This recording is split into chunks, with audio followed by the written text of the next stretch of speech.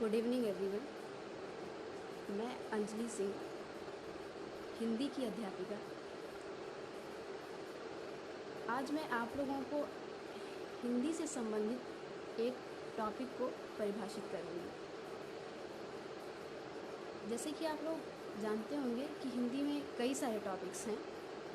संज्ञा है, विशेषण है, सर्वनाम है, लेकिन उसमें से हम एक टॉपिक को परिभाषित करेंगे आज का जो हमारा टॉपिक है वो है संज्ञा।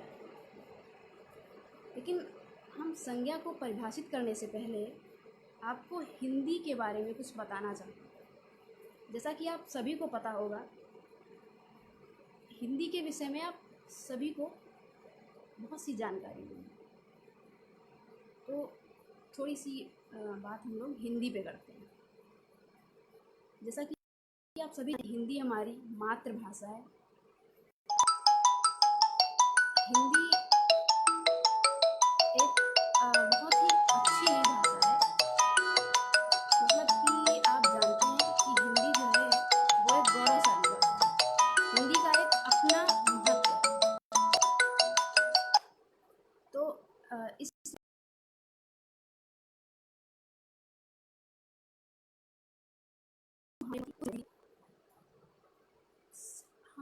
हम सभी लोग अपनी आम दिनचर्या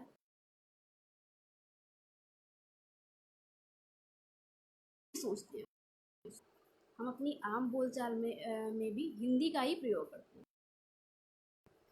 तो अब हिंदी के विषय में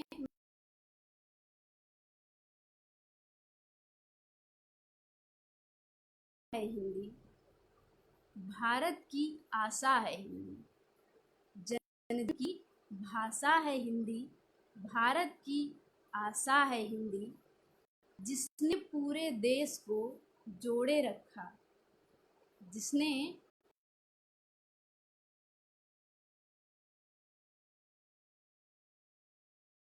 को मजबूत,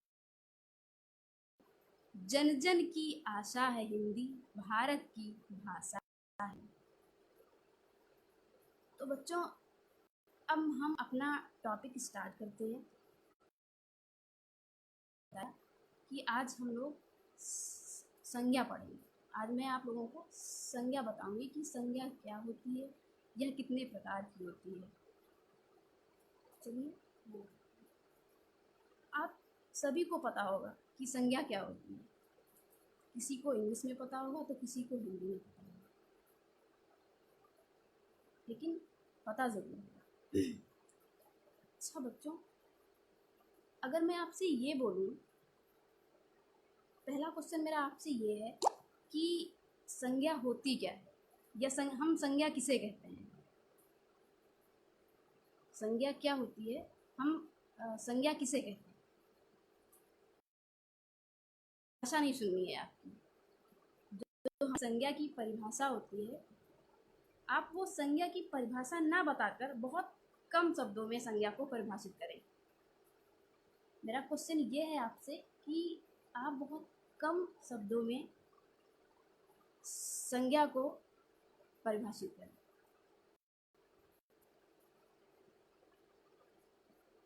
जिन कम शब्दों की हम बात कर रहे हैं,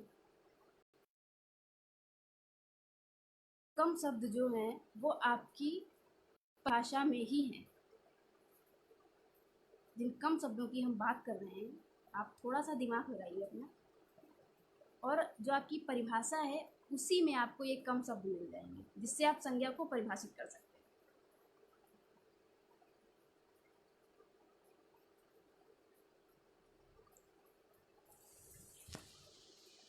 तो चलिए मैं बताती हूँ। आप लोगों को ये दिख रहा है, ये यहाँ लिखा है मैंने संज्ञा। मैंने संज्ञा यहाँ पे लिखा। संज्ञा जो है उसको हम बहुत कम शब्दों में ऐसे परिभाषित कर सकते हैं, जैसे हम कह सकते हैं कि नाम को संज्ञा कहते हैं। नाम को संज्ञा कहते हैं।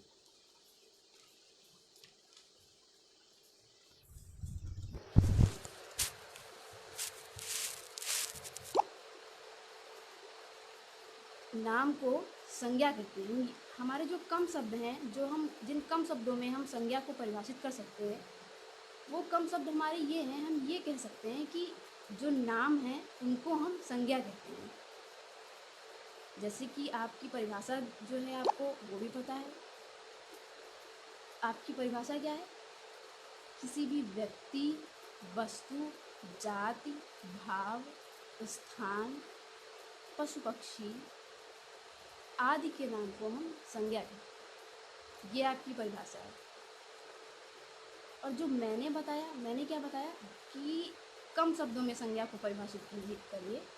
और जो कम शब्द मैंने बताए वो ये बताए नाम शब्द को हम संज्ञा कहते हैं। आपकी परिभाषा में भी यही है। जैसे आप देखिए, किसी व्यक्ति, अगर कोई व्यक्ति है बच्चों, तो उसका दूसरा था आपकी परिभाषा में वस्तु। अगर बच्चों कोई वस्तु है तो उसका कुछ ना कुछ नाम जरूर होगा, और अगर उस वस्तु का कुछ नाम है तो वो संज्ञा है, जैसा कि आपकी परिभाषा में लिखा है।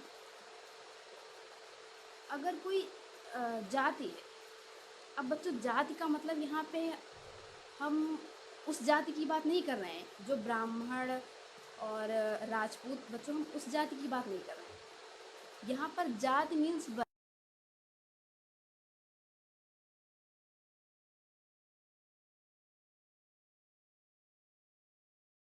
क्लास की बात कर रहे हैं।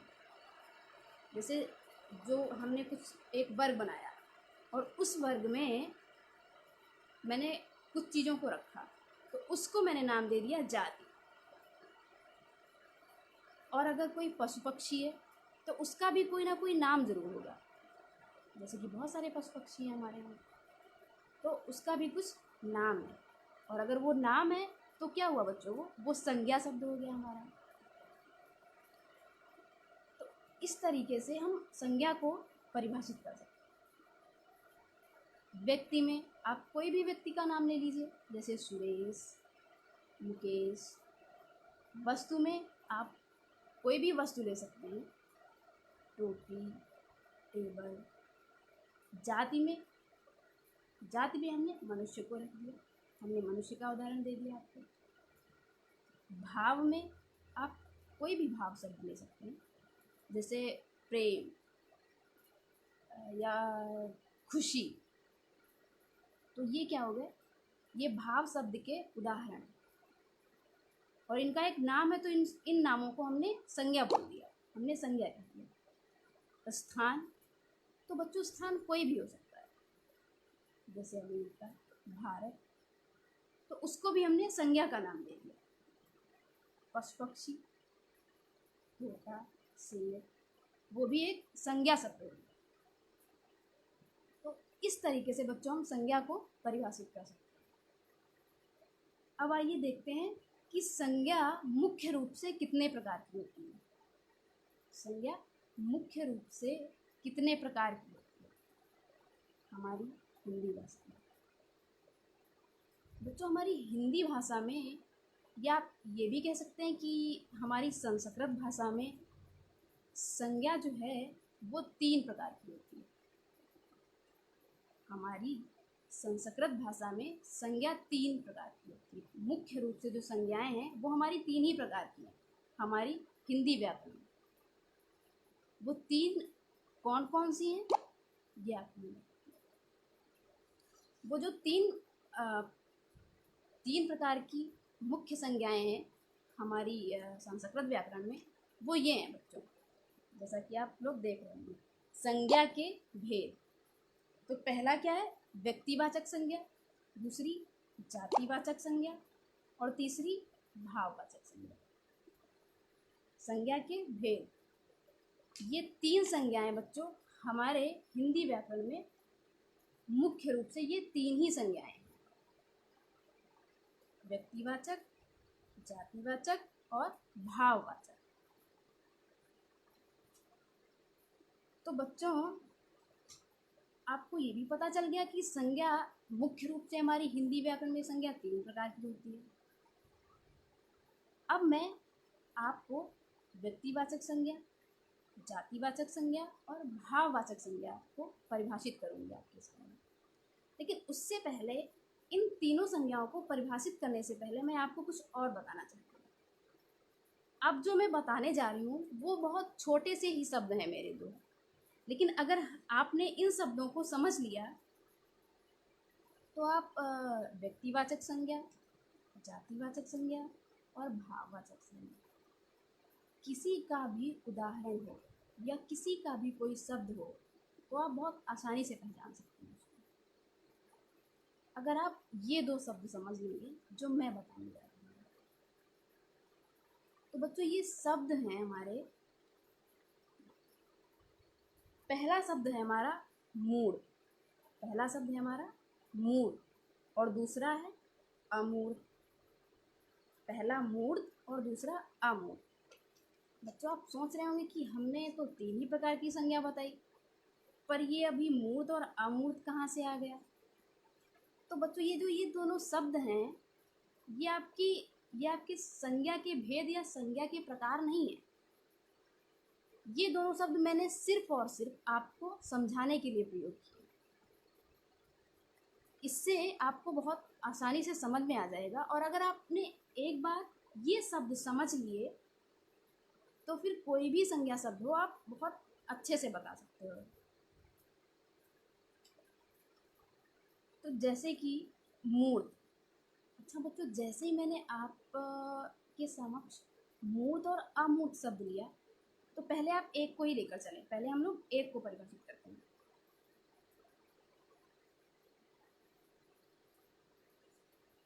जैसे हमने शब्द लिया मूर्त, तो पहले हम मूर्त शब्द को लेकर चलते हैं। अभी हम लोग अपना अमूर्त शब्द छोड़ कर रखेंगे, ठीक है। तो जैसे ही बच्चों मैंने बोला मूर्त, तो आपके दिमाग में कुछ विचार आया मूर्त शब्द को लेकर। जैसे अक्सर हम लोग कोई शब्द बोलते हैं तो आप लोग उसको बहुत जल्दी ही रिलेट कर लेते हो किसी दूसरे शब्द से। वैसे ही मैंने बोला मूर्त, तो आपने किसी चीज़ से इस मूर्त शब्द को जोड़ा क्या? अच्छा, तो बच्चों जैसे ही मैंने बोला मूर्त तो मेरे दिमाग में तुरंत ख्याल आया मूर्त मतलब मूर्ति हो सकती है, और अगर मूर्ति है वो तो कोई भी मूर्ति हो, मूर्ति अगर तो उसको हम देख सकते हैं, और अगर हम देख सकते हैं तो इसका मतलब वो दृश्यमान है। भाई मूर्त शब्द से हमें ये पता चला मूर्त शब्द से कि ये दृश्यमान है। जैसा कि हमने मूर्त को मूर्ति से रिलेट किया, और जैसे ही हमारे दिमाग में आया मूर्ति शब्द तो तुरंत हमें पता चला अगर ये मूर्ति है तो ये दृश्यमान है, हम इसको देख सकते हैं, हम इसको देख सकते हैं। अभी बच्चों आप लोग अमूर्त शब्द पे मत जाइए, अभी मूर्त ही समझिए, ठीक है। तो मूर्त से क्लियर हो गया कि हमारा ये जो मूर्त शब्द है वो दृश्यमान है, वो दृश्यमान है हमारा मूर्त शब्द। तो जो मूर्त शब्द हमारा था, मूर्त जो मूर्त क्रिया होती है वो दो प्रकार की होती है। जो मूर्त क्रिया होती है वो दो प्रकार की होती है। या आप ये भी कह सकते हैं कि जो हमारा मूर्त क्रिया है उसमें हमने अपनी दो संज्ञाएं रखी। मूर्त क्रिया में हमने अपनी दो संज्ञाएं रखी। कौन कौन सी? एक तो हमारी व्यक्तिवाचक संज्ञा और दूसरी जातिवाचक संज्ञा। एक हमारी व्यक्तिवाचक संज्ञा और दूसरी हमारी जातिवाचक संज्ञा। ये हमने किस में रखी बच्चों? जो हमने आपको मूर्त शब्द बताया उसमें हमने अपनी दो संज्ञाएं रख ली, व्यक्तिवाचक और जातिवाचक। दो संज्ञाएं हमने रख ली अपनी। तो आइए अब हम देखते हैं कि जो हमारी व्यक्तिवाचक संज्ञा है वो क्या होती है। अब हम लोग व्यक्तिवाचक संज्ञा को परिभाषित करेंगे। व्यक्तिवाचक जो संज्ञा है हमारी, उसको हम कई तरह से परिभाषित कर सकते हैं। जैसे कि आप ये भी कह सकते हैं, वे व्यक्ति और वस्तु, वे व्यक्ति और वस्तु जो इंद्रिय गम्य हो, वे व्यक्ति और वस्तु जो इंद्रिय गम्य हो। अच्छा बच्चों, अभी मैंने इंद्रिय गम्य बोला तो ये तो थोड़ा सा टफ है कि इंद्रिय गम्य का क्या होता है। एक और नया शब्द आ गया। इंद्रिय गम्य का बच्चों मतलब होता है जिस किसी चीज को हम अपनी इंद्रियों के द्वारा पता करें।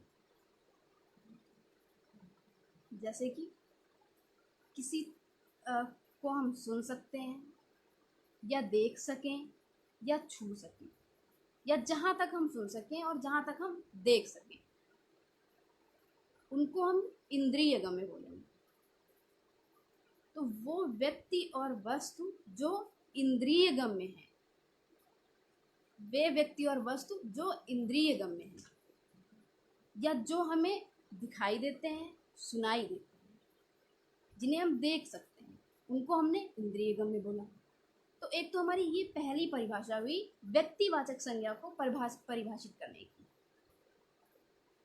आप इस तरीके से भी व्यक्तिवाचक संज्ञा को परिभाषित कर सकते हैं, जिस शब्द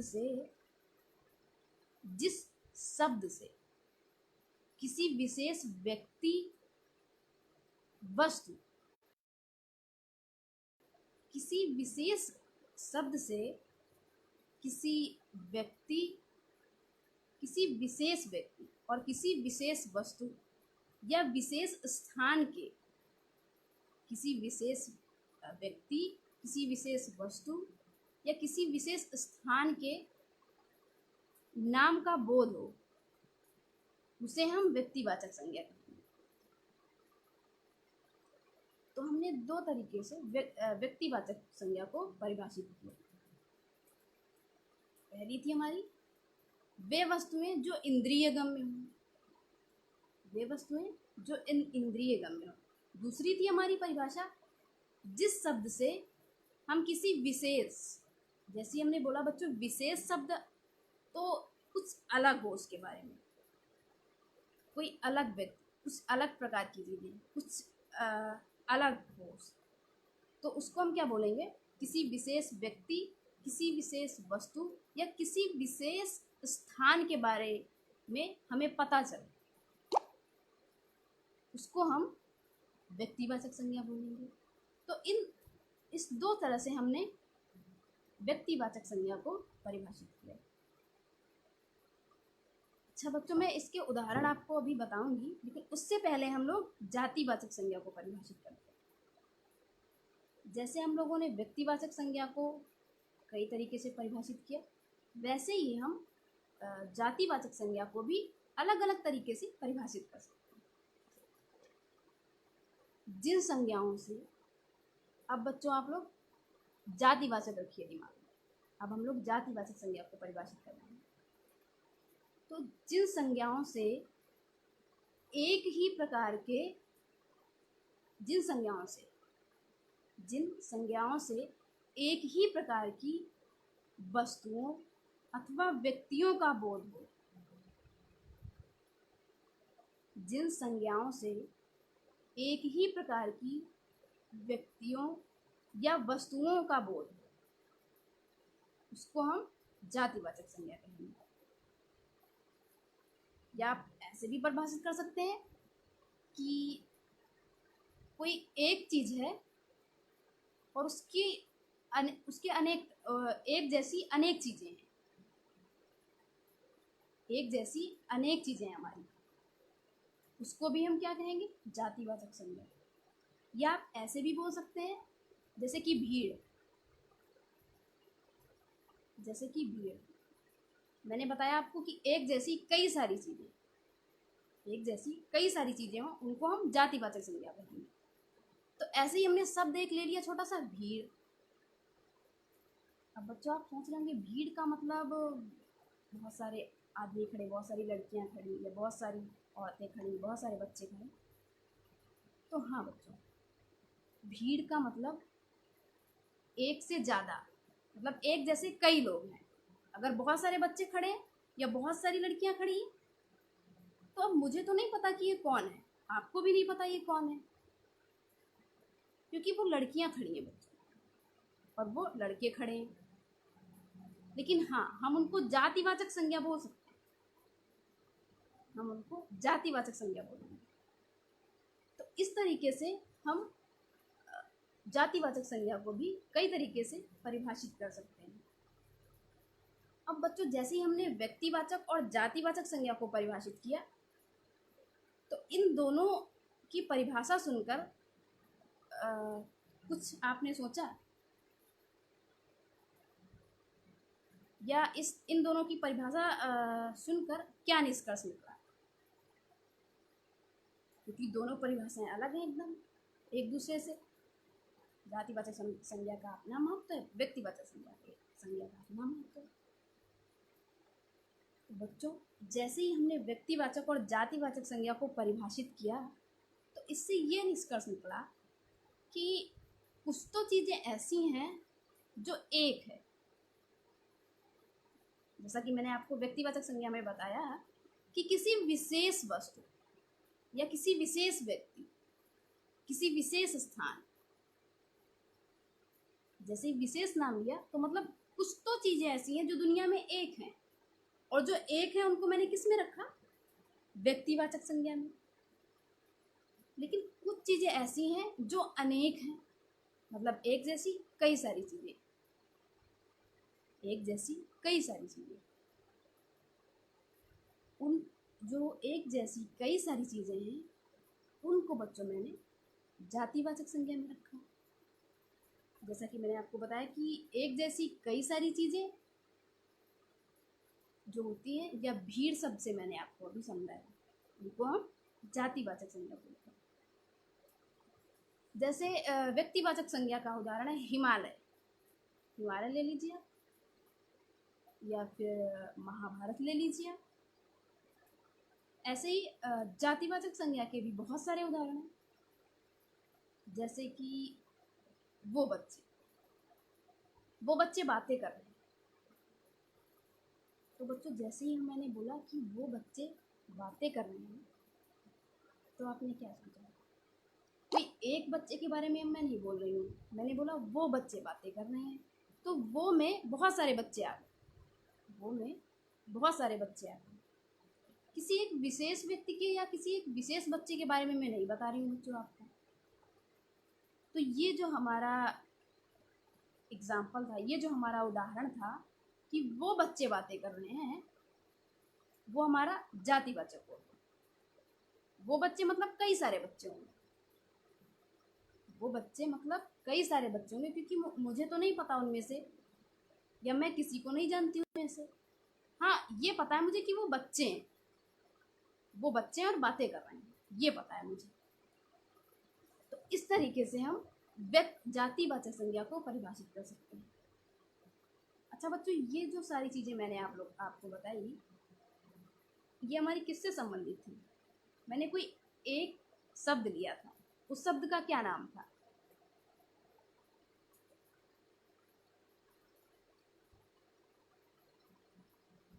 उस शब्द का नाम था मूड। जो मैंने ये सारी चीज़ें व्यक्तिवाचक संज्ञा और जातिवाचक संज्ञा के बारे में आपको बताया, वो हमारा शब्द था मूड। ये सारी चीज़ें जो अभी तक मैंने बताई आपको, ये हमारी मूर्त शब्द के अंतर्गत आती है। अब हमारा जो अमूर्त शब्द था वो तो छूट गया था। आइए अब हम देखते हैं कि जो हमारा अमूर्त शब्द था उसमें क्या था। मूर्त शब्द से तो मुझे पता चल गया था, मूर्त शब्द मैंने रिलेट किया मूर्ति। अगर मूर्ति है तो मुझे दिख रही है, और अगर मुझे कोई दिख रहा है मतलब वो दृश्यमान है। अब हमारा अमूर्त शब्द छूट गया था बच्चों। आइए देखते हैं अमूर्त शब्द क्या था। अच्छा बच्चों, जैसे ही मैंने बोला अमूर्त, तो आपने क्या सोचा? जैसे ही मैंने बोला अमूर्त, अ प्लस मूर्त मतलब अदृश्यमान। अच्छा बच्चों, अगर वो अदृश्यमान है तो वो शब्द मैंने लिया क्यों? अगर वो अदृश्यमान है तो कोई मतलब ही नहीं उसका, मैंने क्यों लिया वो सब। नहीं बच्चों, उसका भी मतलब है। अगर कोई चीज अदृश्यमान है तो हम उस चीज के बारे में देख तो नहीं सकते हैं हम, क्योंकि वो अदृश्यमान है, लेकिन हम महसूस कर सकते हैं। कुछ चीजें ऐसी हमारी होती हैं कि हम उन चीजों को महसूस करते हैं। तो बच्चों, जो हमारा अमूर्त शब्द था उसमें हमने अपनी भाववाचक संज्ञा को रख दिया। हमने मूर्त शब्द में व्यक्तिवाचक और जातिवाचक संज्ञा को रखा, लेकिन जो हमारा अमूर्त शब्द था उसमें हमने अपनी भाववाचक संज्ञा को रख दिया। जैसा कि मैंने आपको बताया था कि हमारे हिंदी व्याकरण में तीन मुख्य क्रियाएं हैं, मुख्य संज्ञाएं हैं। तो दो तो हमारी हो गई, व्यक्तिवाचक और जातिवाचक। एक हमारी संज्ञा बची थी, कौन सी? भाववाचक, जिसको हमने अमूर्त शब्द में रख दिया। अब बच्चों, भाववाचक संज्ञा क्या होती है?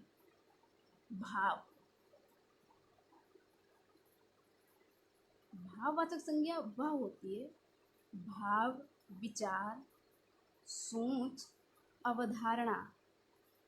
भाव, विचार, सोच, ये सारी अवधारणाएं हैं जिसे हम देख नहीं सकते, जिसको हम देख नहीं सकते, सिर्फ और सिर्फ महसूस कर सकते हैं, क्योंकि ये अदृश्यमान है, उन्हें हम नहीं देख सकते, लेकिन हाँ महसूस कर सकते हैं। हम भी महसूस कर सकते हैं, आप भी महसूस कर सकते हैं। तो बच्चों, अगर हम देख नहीं सकते लेकिन महसूस तो कर सकते हैं, तो आप इस तरीके से भी भाववाचक संज्ञा को परिभाषित कर सकते हैं, या हम एक और तरीके से भी भाववाचक संज्ञा को परिभाषित कर सकते हैं। जिस संज्ञा शब्द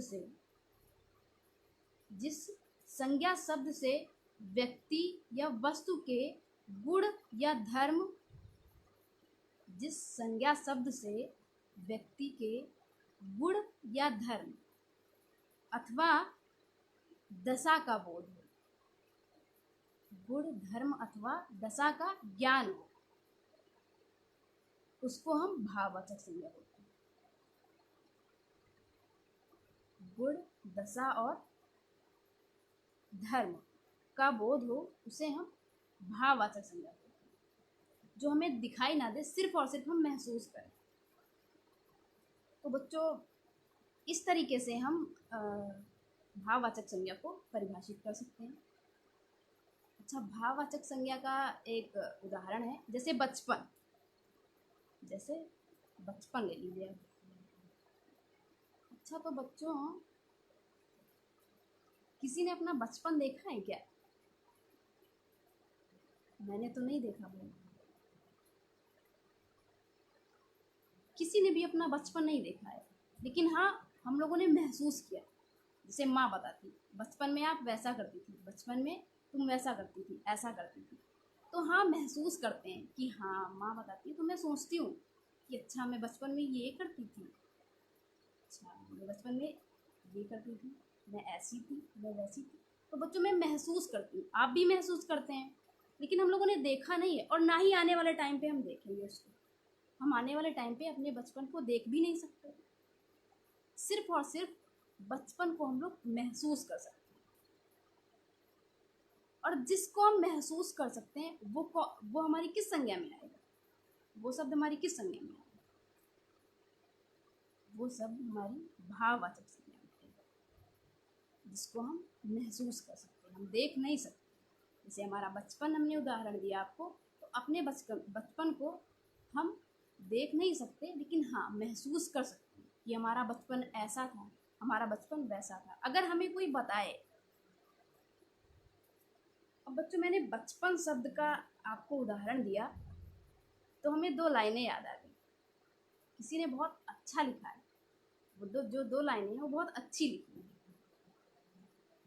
बार बार आती है मुझको मधुर याद बचपन तेरी, बार बार आती है मुझको मधुर याद बचपन तेरी, ले गया जीवन की, ले गया जीवन की सबसे मस्त खुशी मेरी, ले गया जीवन की सबसे मस्त खुशी मेरी। बहुत अच्छी लाइनें लिखी हैं बच्चों की। तो इस तरह से आपने देखा, बचपन शब्द से आपने क्या सीखा कि हम जो हमारी भाववाचक संज्ञा है उसमें हम सिर्फ महसूस कर सकते हैं चीज़ों को, देख नहीं सकते, सुन नहीं सकते। बच्चों बच्चों ये जो अमूर्त शब्द है इनका कोई आकार नहीं होता, इसलिए हम इसे देख नहीं सकते, इसकी कोई छवि नहीं होती। जैसे मैंने बोला प्रेम या मैंने बोला घृणा, तो बच्चों क्या प्रेम आप में दिखा सकते हो क्या? जैसे कि हम आप लोगों से बहुत प्यार करते हैं या आप लोग हमसे बहुत प्यार करते हो, लेकिन हम उस प्रेम को निकाल कर दिखा तो नहीं सकते कि बच्चों ये देखो प्रेम है हमारा जो हम आप लोगों से करते हैं, या आप मुझे नहीं दिखा सकते हो कि ये देखिए मेरा प्रेम है मैम, मैं आपसे बहुत प्यार करता हूँ। लेकिन हाँ, मैं महसूस कर सकती हूँ और आप भी महसूस कर सकते हैं। हम लोग महसूस कर सकते हैं उस चीज़ को, देख नहीं सकते और ना ही सुन सकते कि हम मुझे अगर आप मुझसे प्रेम करते हो तो मुझे सुनाई देगा, हाँ आप मुझसे प्रेम करते हो, ऐसा नहीं है बच्चों। सिर्फ हम महसूस कर सकते हैं और आप भी महसूस कर सकते हैं, क्योंकि इनका कोई चित्र नहीं होता, इनकी कोई मूर्ति नहीं होती, इनकी कोई छवि नहीं होती, इसलिए हम इनको सिर्फ और सिर्फ महसूस कर सकते हैं। अच्छा बच्चों, अब जो मैंने इस तरह से आप व्यक्तिवाचक, जातिवाचक और भाववाचक संज्ञा को परिभाषित कर सकते हैं। अब हम व्यक्तिवाचक संज्ञा के कुछ उदाहरण देखें।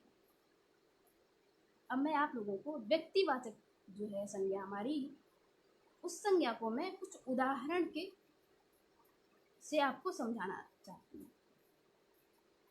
जैसे कि आप 2 पॉइंट याद कर लीजिए जो मैं बताने जा रही हूँ। आप ये दोनों पॉइंट जो मैं बताने जा रही हूँ ये बहुत अच्छे से आप सुन लेंगे और अपने दिमाग में अगर आप बिठा लेंगे तो फिर संज्ञा शब्द, मतलब व्यक्तिवाचक संज्ञा से अगर कोई शब्द आता है तो बहुत आराम से उसको हम सॉल्व कर सकते हैं या बहुत आसानी से पहचान सकते हैं। जैसे कोई शब्द आए आप सोच लो तुरंत 2 पॉइंट इसके और 2 पॉइंट जातिवाचक संज्ञा या 2 पॉइंट भाववाचक संज्ञा, तो हमें तुरंत याद हो जाएगा ये व्यक्तिवाचक संज्ञा में था, तो इसलिए ये व्यक्तिवाचक शब्द है। अब वो 2 पॉइंट हमारे कौन से हैं? जैसा कि मैं आपको पहले अभी परिभाषा में बता चुकी हूँ, दुनिया में केवल एक विशेष, कोई दूसरी चीज वैसी नहीं, दुनिया में केवल एक विशेष, उसको हम क्या बोलेंगे? व्यक्तिवाचक। ये मेरा पहला पॉइंट, दुनिया में कोई एक विशेष, उसको हम व्यक्तिवाचक बोलेंगे। अभी मैं इसको इस पॉइंट से रिलेटेड आपको उदाहरण समझाऊंगी। दूसरा है, पहले से जानने पर ही हम उस चीज को पहचान सकते हैं। पहले से जानने पर ही हम उस चीज को पहचान सकते हैं, अगर मैंने अचानक उसको देखा तो हम नहीं पहचान पाएंगे। ये 2 पॉइंट है बच्चों हमारे व्यक्तिवाचक संज्ञा के। तीसरा एक और है कि गुणों और लक्षणों के आधार पर हम व्यक्तिवाचक संज्ञा शब्द की पहचान नहीं कर सकते। गुणों और लक्षणों के आधार पर हम व्यक्तिवाचक संज्ञा की पहचान नहीं कर सकते। सिर्फ और सिर्फ किससे? आप सोच लीजिए, दुनिया में एक विशेष, पहले से जानने पर ही हम पहचान सकते हैं, उसको अचानक देखकर नहीं पहचान सकते। जैसे बच्चों, हम आपकी टीचर हैं, तो हमने आपको कब पहचाना? हम आपसे कब मिले? जब हमने CIS ज्वाइन किया, और आप CIS में पढ़ते हो। तो बच्चों, हम लोगों का परिचय CIS में, जब हम स्कूल में आपके पढ़ाने आए और जब मैं आपकी क्लास में गई, तब हम लोगों का परिचय हुआ। तब मुझे पता चला कि अच्छा इस बच्चे का ये नाम है, उस बच्चे का वो नाम है। तब आपने भी मुझे पहचाना कि ये अंजलि मैम है। अच्छा, आप इससे पहले क्या आप मुझे जानते थे या मैं आपको जानती थी? हो सकता है हम लोग कई बार बाहर मिले हो, लेकिन हम लोगों का परिचय तो हुआ नहीं था। तो आप भी नहीं जानते थे और मैं भी नहीं जानती थी कि आप कौन हो और मैं कौन हूँ। आप भी नहीं जानते थे कि मैं कौन हूँ।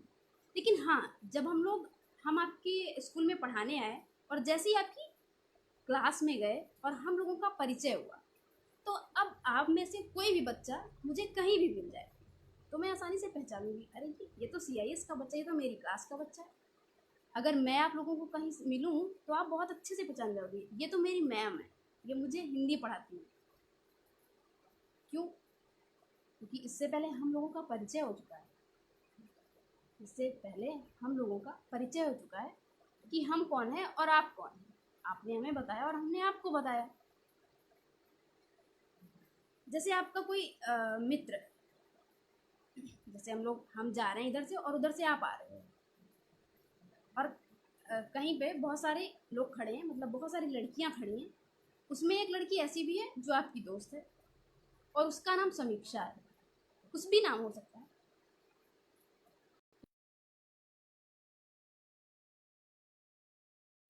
कि ये समीक्षा है क्योंकि वो आपकी दोस्त है, लेकिन मैं नहीं जानती हूँ। मैं तो यही सोचूंगी कि लेकिन जब आप ये समीक्षा है और ये मेरी दोस्त है, ये समीक्षा और ये मेरी दोस्त है, लेकिन इससे पहले मैं नहीं जानती थी समीक्षा को। जब आपने मुझे बताया तो तो मुझे पता चला, अच्छा ये समीक्षा है, ये आपकी दोस्त है। अगर अब मुझे समीक्षा, जब आपने परिचय करवा दिया, उसके बाद समीक्षा मेरे घर आए या मुझे 2 महीने 3 महीने या 1 हफ्ते 2 हफ्ते के बाद कहीं भी मिले तो मैं पहचान जाऊंगी कि अच्छा ये तो समीक्षा है। क्योंकि कैसे पहचानेंगे? क्योंकि समीक्षा से हमारा परिचय पहले हो चुका है, इस वजह से हम समीक्षा को पहचान जाएंगे। वैसे उससे पहले तो हम उसको लड़की ही समझ रहे थे, जैसे बाकी की लड़कियां थी वैसे मेरे लिए समीक्षा भी लड़की थी। लेकिन जब आपने परिचय करवाया तो मुझे पता चल गया कि अच्छा ये समीक्षा है, ये आपकी दोस्त है। तो बच्चों, जब इससे क्या क्लियर हमारा क्लियर हो गया, पहले से जानने पर ही हम पहचान सकते हैं, अचानक देखकर नहीं पहचान सकते। जैसे कि कुछ और उदाहरण जो मैं आपको बताती हूँ व्यक्तिवाचक संज्ञा की। जैसे कि किसी व्यक्ति का नाम है राधा, जैसे मैंने समीक्षा बताया, जैसे आपने समीक्षा बताया, वैसे ही राधा नाम हो सकता है, कुछ और भी नाम हो सकता है। दूसरा है मुंबई, स्थान का नाम या आप कह लें शहर का नाम। अच्छा बच्चों, मैंने आपको बताया कि पहले से ही जानने पर पहचान सकते हैं, अचानक देख कर नहीं। फिर हमने मुंबई उदाहरण में क्यों लिया, व्यक्तिवाचक संज्ञा के उदाहरण में मुंबई क्यों लिया मैंने नाम? तो बच्चों, मुंबई मैंने इसलिए लिया कि वो एक स्थान है, वो एक शहर है, लेकिन हमें नहीं पता मुंबई में क्या है। हो सकता है आप में से भी किसी को ना पता हो, क्योंकि हम तो कभी गए नहीं, तो हमें पता नहीं कि मुंबई में क्या है।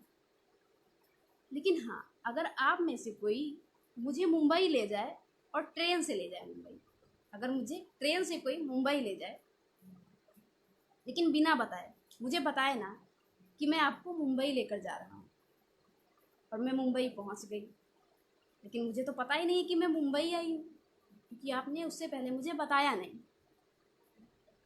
तो मुझे नहीं पता है। लेकिन जब मैं मुंबई पहुंची तो आपने मुझे बताया कि ये मुंबई है, हम आपको मुंबई लेकर आए हैं, और फिर वहाँ पे हम लोगों ने खूब बहुत सारी चीज़ें देखी और घूमा, पूरा मुंबई घूमा। उसके बाद हम लोग आ गए वापस। फिर कभी भी अगर मैं अकेले जाना चाहूँ या फिर कोई किसी और के साथ जाऊँ, तो मुझे किसी से ये पूछने की ज़रूरत नहीं है कि क्या भाई ये मुंबई है क्या। क्या हम पूछेंगे? नहीं पूछेंगे। क्यों नहीं पूछेंगे? क्योंकि उससे पहले आपने मेरा परिचय करवा दिया है उस जगह से, उससे पहले आप मुझे ले जा चुके हैं, तो मुझे उस जगह के बारे में पता है। जैसे ही मैं कल्याण स्टेशन पे पहुंचूंगी तो मुझे तुरंत याद आ जाएगा, क्योंकि मैं तो मुंबई आई हूँ, मैं पहले आ भी चुकी हूँ। लेकिन उससे पहले मुझे नहीं पता था कि ये मुंबई है। अब मुझे कोई भी लेकर जाए या मैं अकेले ही जाऊँ, लेकिन और मैं तुरंत ही पहचान जाऊँगी कि ये मुंबई है, क्योंकि उससे पहले हम मुंबई आ चुके हैं। तो बच्चों, फिर वही बात, पहले से ही जानने पर हम पहचान सकते हैं, अचानक देखकर नहीं पहचान सकते। पहले से ही जानने पर हम उसको पहचान सकते हैं, अचानक देखकर नहीं। जैसे कि बच्चों एक उदाहरण और, रामायण ले लीजिए आप। अच्छा, किताबें तो बहुत सारी हैं, पर हमने रामायण ही क्यों ली? हाँ तो बच्चों, हम महाभारत भी ले सकते हैं। जैसा कि आप सभी को पता होगा कि रामायण और महाभारत जैसे हमारे वहाँ बहुत सारे ग्रंथ हैं, रामायण भी एक ग्रंथ है। लेकिन अगर आपसे मैं ये पूछूं, मैं बहुत सारी किताबें लेकर आऊँ आपके पास और मैं आपसे पूछूं कि इनमें से रामायण कौन सी है, उससे पहले आपने रामायण को कभी ना देखा हो, तो आप बताएंगे मुझे कि ये रामायण है? नहीं बता पाएंगे, क्योंकि आपने उससे पहले देखा नहीं, आपको उस चीज़ के बारे में पता ही नहीं है, तो आप कैसे बता देंगे कि ये रामायण है? हाँ, जैसे मैंने बहुत सारी बुक ली और आपके पास लेकर आई, तो आपने सारी बुक्स खोल खोल के उसमें से रामायण को भी खोला। जैसे ही आपने रामायण को खोला और उसका पहला श्लोक पढ़ा, फिर मैंने बताया बच्चों ये रामायण है, आपने उसको बंद कर दिया। अगर मैं दोबारा, मैं या कोई और भी आपके सामने रामायण लेकर आए, तो आप जैसे ही उसका फर्स्ट पेज ओपन करेंगे, उसका पहला श्लोक पढ़ेंगे, तुरंत ही आपको याद आ जाएगा, अरे ये तो रामायण है, ये तो मेरी मैम मुझे दिखा चुकी है। आप तुरंत बता देंगे ये तो रामायण है। कैसे बता देंगे? क्योंकि उससे पहले आप रामायण को देख चुके हैं। जैसे आपने श्लोक पढ़ा, आपको तुरंत याद आ गया ये रामायण है। तो ये है बच्चों, जिस चीज के बारे में हमें पहले से पता होगा, हम वही चीजें बता सकते हैं, हम वही चीजें बता सकते हैं दोबारा देखने पर। हम गुणों और लक्षणों के आधार पर नहीं बता सकते। आप गंगा ले लीजिए, ऐसे तो हमारे वहाँ बहुत सारी नदियाँ हैं, हमने गंगा ही नदी क्यों ली व्यक्तिवाचक संज्ञा में? तो ऐसा नहीं है बच्चों, हम यमुना भी ले सकते हैं, हम गोमती नदी भी ले सकते हैं, हम सरयू नदी भी ले सकते हैं, हम कोई भी नदी ले सकते हैं, लेकिन हम नदियाँ नहीं ले सकते। अगर मैं आपको एग्जांपल दूं कि व्यक्तिवाचक संज्ञा में नदी लिख लीजिए, तो ये बच्चों गलत है, फिर वो हमारा जातिवाचक संज्ञा हो जाएगा, क्योंकि ऐसे मुझे किसी विशेष नदी के बारे में तो ज्ञान नहीं हो रहा है। अगर मैंने गंगा बोला या मैंने यमुना बोला, तो आप तो वो एक विशेष नाम, गंगा एक विशेष नाम है। लेकिन गंगा भी आपको कैसे पता चलेगी? जब मैं आपको हरिद्वार ले जाकर दिखाऊंगी और बताऊंगी कि हरिद्वार में गंगा नदी है, तब आपको पता चलेगा अच्छा हरिद्वार में गंगा नदी है। उसके बाद आप कभी भी किसी के भी साथ जाएं, आप तुरंत आपको याद आ जाएगा, या आपको पता ही होगा कि वो तो गंगा नदी है, हरिद्वार में तो गंगा नदी है, क्योंकि उससे पहले मैं आपको बता चुकी हूँ। तो इस तरह से बच्चों, पहले से ही जानने पर हम उस चीज़ के बारे में दोबारा अगर हम देखें, अचानक देखकर हम नहीं पहचान पाएंगे। अगर मैं गंगा और आप पहचान दोगे क्या कि ये गंगा नदी और ये सरयू नदी है या ये गोमती नदी है? नहीं पहचान पाएंगे जब तक कि आपको कोई बताएगा नहीं कि ये गंगा है और ये सरयू, या ये गंगा है और ये गोमती है, तब आप बच्चों पहचान। जब तक आपको उस चीज़ के बारे में तक आपको उस चीज़ के बारे में पहले से ज्ञान नहीं, अचानक देखकर नहीं पहचान सकते। या हम गंगा नदी को उसके गुण के आधार पर पहचान सकते हैं क्या? नहीं पहचान सकते, क्योंकि गुण तो एक जैसे कई में हो सकते हैं। जैसे कि मैं आपकी हिंदी टीचर, ऐसे ही आपकी इंग्लिश की भी अध्यापिका। एक कोई टीचर आपको हिंदी पढ़ाती, कोई इंग्लिश पढ़ाती, कोई मैथ पढ़ाती, कोई एसएसटी पढ़ाती। तो बच्चों हम सब टीचर हैं। हाँ, पढ़ाने का